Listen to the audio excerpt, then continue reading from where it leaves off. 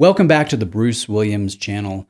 Today we're going to be taking a look at a Cartier that I think a lot of you may never have heard of. It's one that is often overlooked. A lot of watch enthusiasts, when they want to buy a Cartier, they want one of two models. They want the tank or they want the Santos. And I'm wearing the Santos today. And there's nothing wrong with loving the tank or the Santos, really. I mean, they're fantastic watches, lovely icons within this Richemont brand. But there are some really lovely other Cartier designs, and we're going to talk about one today that honestly, I'm not sure exactly how I feel about it yet. So I might sound a little bit ridiculous here in this presentation, but I'm working through my feelings, I guess, as silly as that sounds, on this Cle de Cartier, the key to Cartier, and you can completely make fun of my terrible French pronunciation. I took German in high school.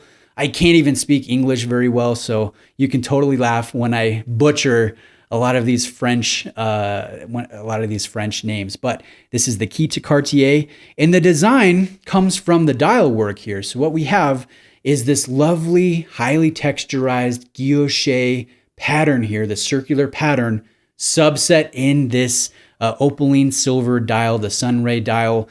And so you guys can see the circular form, and then down near the bottom where the date wheel is, it goes down and covers the date wheel. And so in form, it makes a keyhole design, which is why this model is called the Cle de Cartier, the key to Cartier.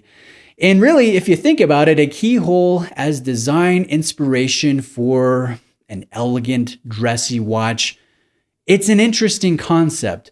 And I wonder how well Cartier has pulled this off, because I look at it and man, it's way different from my Santos that I absolutely love. One of my all-time favorite watches.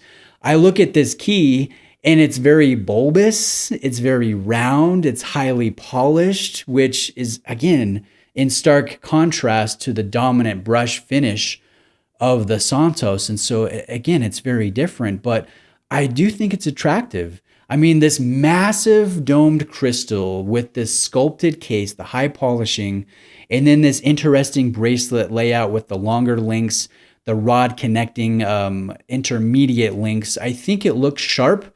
It's definitely a different feel, definitely a lot more dressy, 3 ATM or 30 meters of water resistance. We don't have a screw down crown, but I will say the crown is probably my favorite feature of this design. And why do I say that?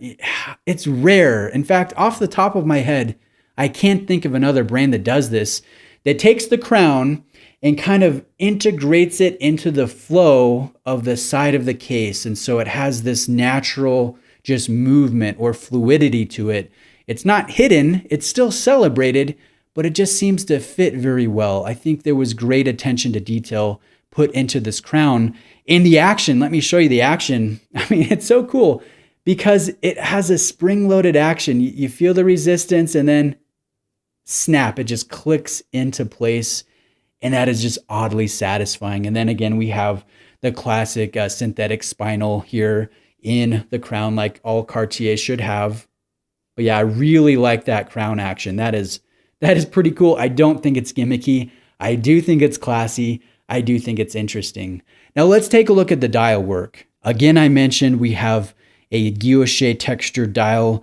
We have a mix of that texturing with the silver sunray outside of that keyhole profile. And then you guys will notice the classic hidden signature or micro signature in the 7 Roman numeral. That's something that Cartier will always do if they're doing a non-metallic applied Roman numeral in the 7. I don't know. There's something about it that's pretty cool. Now, a distinguishing feature of this specific Cle de Cartier is the black Roman numerals. They're printed, they're inky, they're dimensional, they're sharp, they look good, and the black color will designate stainless steel. If this had a blue printing, then it would be white gold, and Cartier does make this in a couple different sizes, a couple different materials and layouts. There's even like a tourbillon version, which I think is kind of interesting. So yeah, I mean, interesting dial work. You can see it under this highly domed sapphire crystal, and that's one weak part of the watch. I think there's quite a bit of reflections present on this domed sapphire crystal. So we need better anti-reflective treatment. I do recognize it's not a dive watch. It's not a sport watch. It's a dressy piece. You do want some light play. You do want some visual interest, but I think it's just a little bit distracting on this one. And so that's one area for improvement. The other area I would say is the bracelet. There's no half links. There is no micro adjust system. So chances are you're just not going to get that perfect fit. It's luck of the draw. It's either going to be a little bit too loose, a little bit too tight. And that might force you to want to wear it on a classy, alligator leather strap from Cartier. I think it would look nice, but if you offer it on the bracelet, you want that bracelet to fit very well for anybody who purchases the watch, especially when you're going to be charging $5,500 at retail.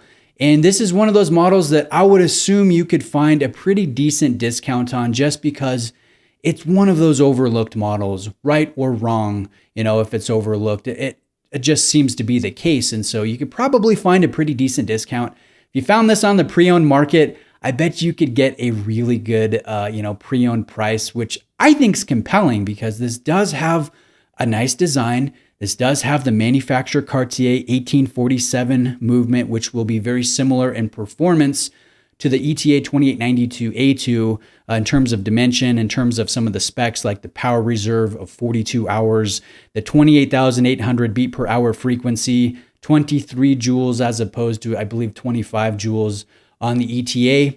And it's classic in its finish. It's sharp. So that brings me to my conclusion, my final thoughts here. Stan, I appreciate you lending in this Cartier. I hope I haven't come across as too harsh because I don't like it as much as I like the Santos, but you know what? The Santos just set such a high bar. I appreciate you lending it in.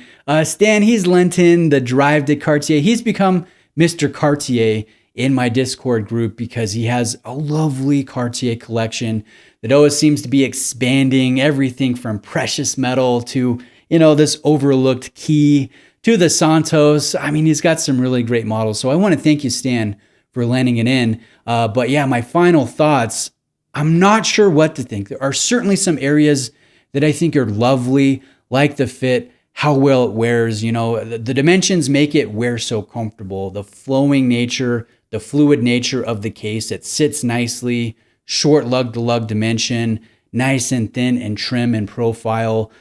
I like that. I like the crown. I like the dial details, but is there strength to the design? Is the keyhole as design inspiration, is that good enough? I don't know. I mean, maybe it's the fact that this is what I think it is, guys. I think it is the fact that this is supposed to be not a sport watch, but a dress watch. And there's something within my silly brain, my stupid hair, that keeps me from just falling head over heels for a traditional dress piece or a dressy piece. I'm always drawn to the more sporty. So maybe that's why I don't think it holds up next to the Santos, but it's still good. Like I can recognize it's good, but there's something keeping me back. And I wonder, is it just the fact that it's more dressy than it is sporty? Would you agree with me there? Again, it's not a very popular model. So tell me what you think of the Cle de Cartier or the Cle de Cartier. What do you think about this overall design, the execution, the detail, the price? And would you be tempted before it's discontinued? I've heard that this has softly or quietly been discontinued. Cartier's not manufacturing more at the moment, and they're just going to slowly sell their remaining stock. And once it's gone, it's gone. It's just going to be, a 6-7 year production run, one of those one-off type models within the Richemont group. So let me know what you think. Again, Stan, thanks for lending it in. I appreciate it. I hope you guys have a great day, and I'll see you next time.